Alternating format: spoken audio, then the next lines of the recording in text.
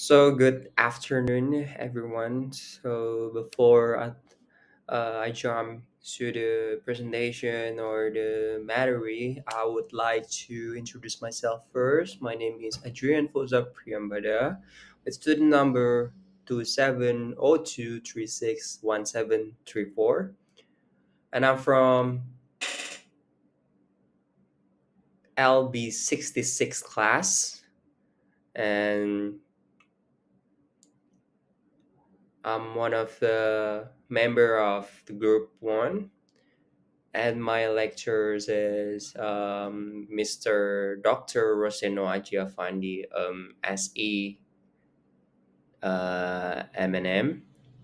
So I hope this matter or this presentation can be uh, can be a good understanding about how does the MNC strategy in specific countries. So hope you guys enjoy it and let's dive into the matter. On this first slide, I'm gonna discuss or explain a brief or give the introduction to my MNCs, which I choose Google's as my main topics. So, as we all know that Google is the most powerful or the most titanic um, MNCs, which Google has revolutionized on how we can access some of the information or maybe data or maybe communication or maybe a new technology such as AI. Well, Google was found on September 4, 1998 by Larry Page and Sergey Brin, where they starts their career as a search engine, and they made their own uh, engine project named Backrup, which fusionized to organize the world's information to make it more accessible and useful. Well, basically, Google's is is a search engine that serves the primary gateway for the internet, and also from the internet to the Android mobile OS or operating system that currently still dominates the global market. And also Google has a lot of innovations, just like I said, such as the Google AI, or we know that, or we know it as the artificial intelligence and cloud computing. Well,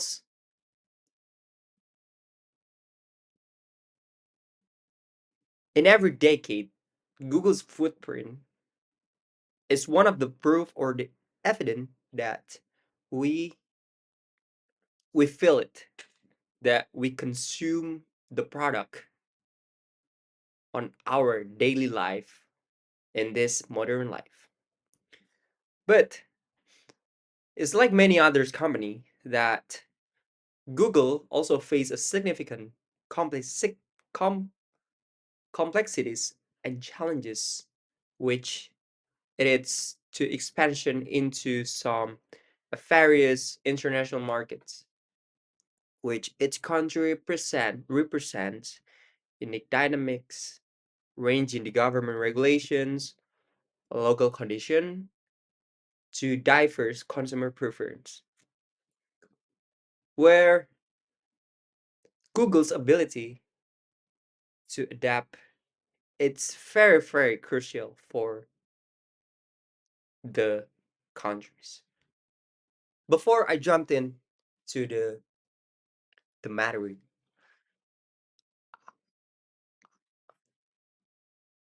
I guess we agree that Google made from the America. It starts this company starts in United States. But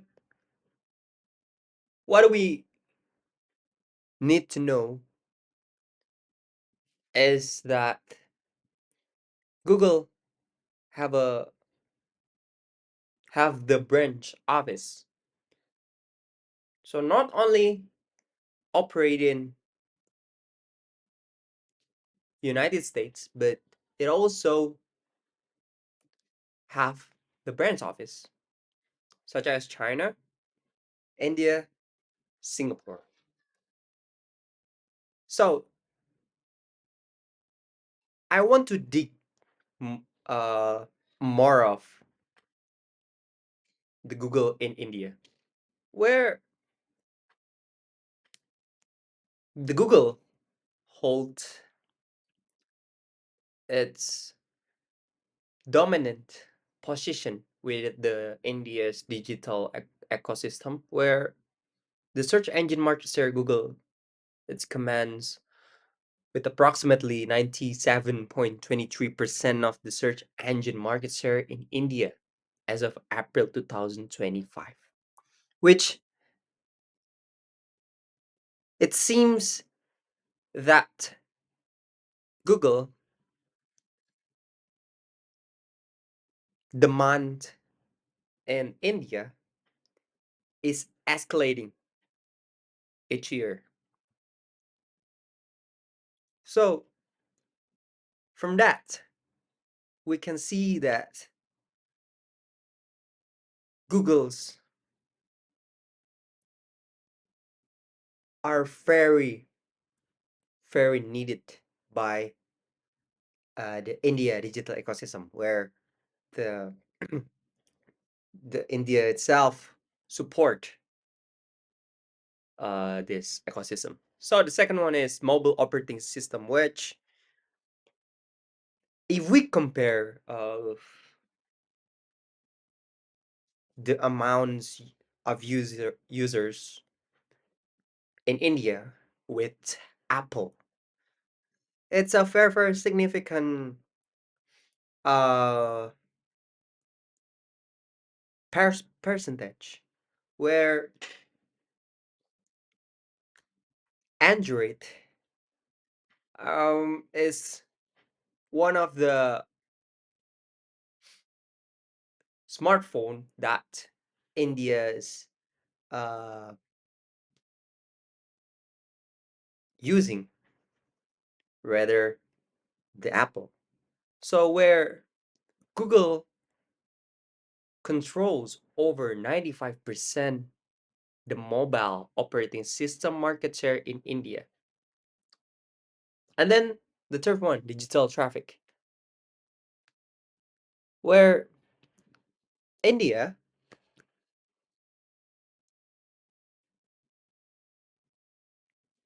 ranks second globally in terms of Google traffic with nearly 12 billion monthly visits. Just like I said in the previous sentence, that India demands in Google, it keeps escalating every year. So it's a positive turn for the India. So here's our the factors driving that what can make Google success in India. So first is a massive user base, which India has been a digital society, which one of the biggest that has approximately like 97.5 million internet users with a penetration rate of 67.03%, which is very full of benefits for the Google, especially for the search engine and also the operating system such as Android. And then the second one is the location variative, which Google heavily they invest in localizing its products and services into the various regional languages as Bengali, Hindi, and many others. Then some of the Google search services like YouTube, Maps, Gmail, and Google Play, where it's one of the Google subsidiaries that uh that really being a essential thing for the India citizen. And also not just it, but the Google have a lot of I would say a lot of strategic partner in these countries. I mean, the India digital ecosystem, they have the same vision as Google that they're both of them are aligned with the vision. Yes, such as like digital transformation and many others. To Google expansion motive to India. So Dunning's motive category, it has four things: market, resource, efficiency, and strategic. So I'm gonna break down one by one. So clear explanation for Google in India. It's Google. It's primarily driven by India immense market potential, which it includes three things such as large and growing market, which we all know that India is the second biggest million internet users in the world, that it could be a opportunity for the Google. And then the second one is emerging middle class, where it's rising disposable income and adaptation of digital services. And then the last one is localization opportunity, where the diverse regional and multicultural language such as India, Bengali, that uh, it's very suits well with the Google in India culture. And then the second one is resource, where it has two things like it's such as like a talent pool, data and user insights, where a fast and skilled workforce such as engineers, developers for the R&D operations, and then the access to a large, diverse data set can be used to improve AI models. And then the efficiency seeking, where Google aims to achieve efficiency gains by first lower operational costs, and then the second is economics of scale, which it's reach a massive user base that helps spread the fixed costs of the technology and infrastructure. And then the supply chain integration, where local manufacturing of pixel in India, it helps India to more optimize to a regional supply rather than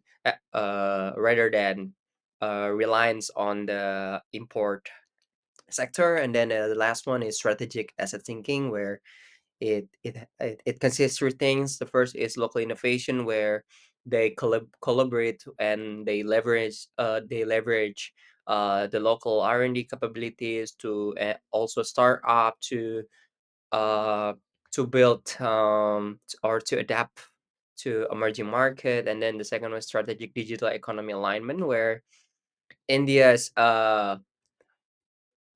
vision to push the digital literacy and financial inclusion. And then the last one is competitive positioning, where counteracting potential threats from local competitors such as uh, Geo and many others. Okay, so now we continue to Google expansion motives to India only paradigm, where I I took three paradigm that's Dunning's that I took from the Dunning's theory, where there's three paradigm. So the first is ownership advantage. The second is location advantage, and the third one internalization advantage. So I'm gonna break down one by one. So to give you some of the short and brief explanation only in India. So we start from the ownership advantage, where it consists three things that Google in India, according to Oli Paradigm. So for the ownership, that Google possess dominant technology advantage, including in search, AI, and cloud computing, where Google it's it has some dominant technological advantage. It include maybe the Gemini, or the artificial intelligence that we all know, uh, or we all uh, using right now. Then second one, the Google brand is highly recognized, that has a strong global reputation, which also applies in India. So Google, it's not only about the search engine, but it also the technological advancement and also the production. So it means the production, which it leads to Google Pixel, where best known as um the one smartphone that uh has a better camera than iPhone. That's the example. And then the second the third one is that they own massive global data infrastructure, that Google uh is very popular, not only for only one regional, but it also influence, or it also shared into the whole globe, or the world.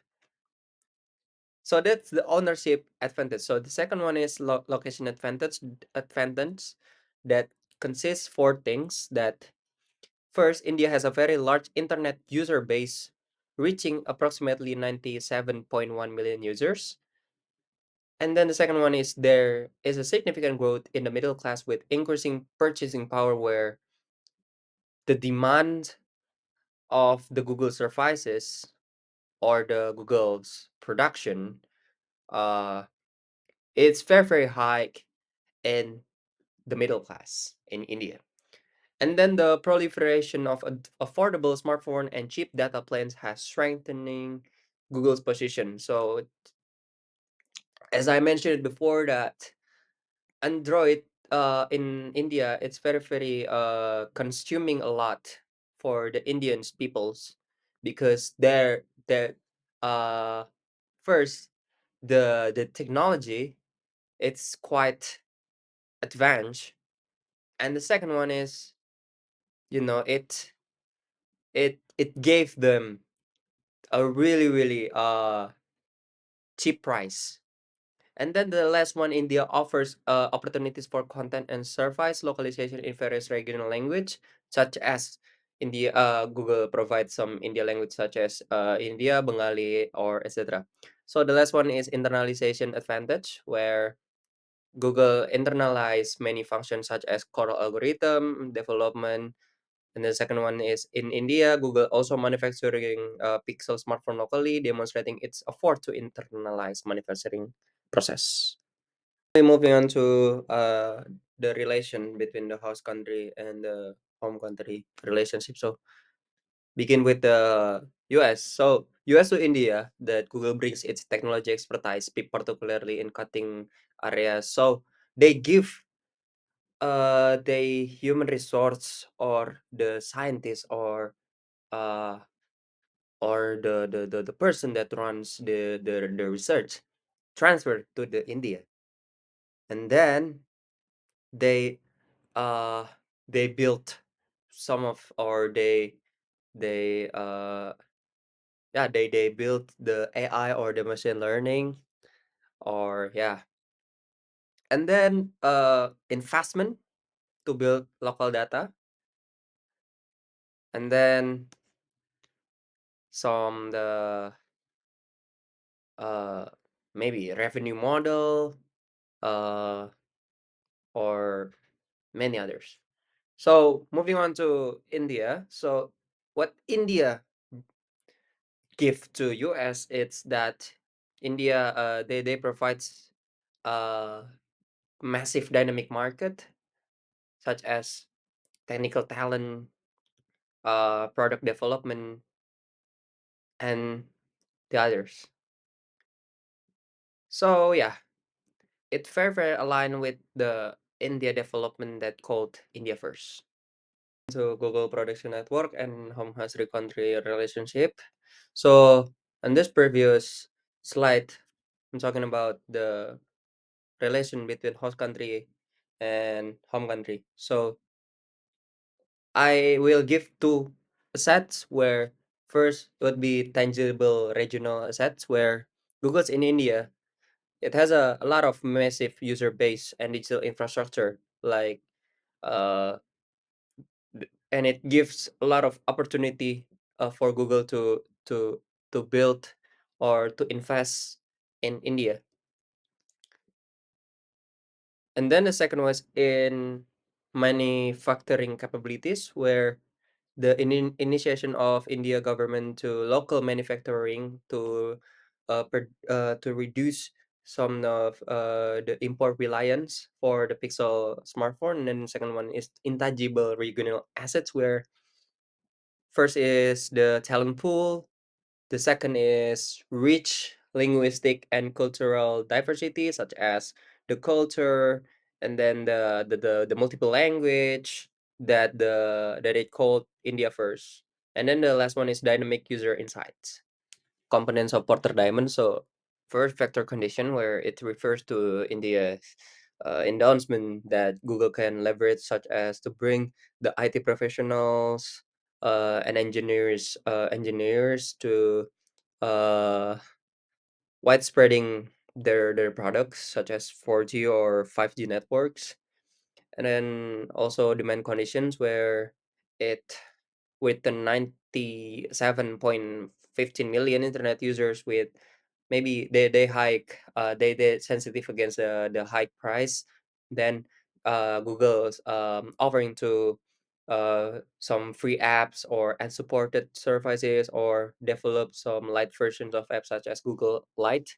And then the third one is related and supporting industries, where the ecosystem relate and supporting industries that benefit Google, such as e-commerce and also fintech. And then the last one is firm strategy, which Google has a role player such as the domestic rivalry from strong local players such as Geo, Fonpay, and many others. To this, which treat of new entrants low to moderate, where Google in India their set the high entry barriers, capital, technology, and also the extensive data infrastructure. So for the Google establish and prevent them from the new competitors to gain market share quickly. And then bargaining power of suppliers, their category is low. That Google they're highly diversified global supplier base and use internal production for key components, which is reducing supplier dependence. Okay, and then bargaining of power of buyers, which the Google in India, the user have access to search engine, but Google's integration across the devices and services create high switching costs, and then trade off substitute product or services, increasing that Google in India they faces a substation threats from the AI powered tools such as the Map My India, and Zoho Mail. And then the last one is rivalry among existing competitors, low to moderate, which I said before that Google holding approximately 97.55% market share. Uh, Competitors like Microsoft Bing have incremental growth but still hold a small share. However, the emergence of AI powered search tools indicates a shift user behavior. chapter, business model canvas Google solution to challenges in India, which it consists four things: value proposition, value creation, value delivery, value capture. Which value proposition it has inclusive digital access, business empowerment, seamless digital payments, and advanced cloud and AI, and also digital literacy. Value creation, there's a extensive product localization, local R&D, and AI. And then value delivery, there's a urban rural individuals, users, large enterprises, educators, students, and value capture. There's a the primary revenue streams such as digital advertising, such as the Google Cloud services, hardware sales, vintage services, monetization model, and etc. For the last chapter, before I close this presentation, I have this one critical question, which how can Google effectively balance the India government's demands for strict digital sovereignty and data localization while still maintaining its global standard for the user privacy and freedom of information? So that is my question. So yeah, I think this presentation is over. So here's my references, and thank you for Mas Aji for the changes and also the knowledge that Mas Aji gave to the student, especially for me. Uh, yeah, thank you and see you. Bye bye.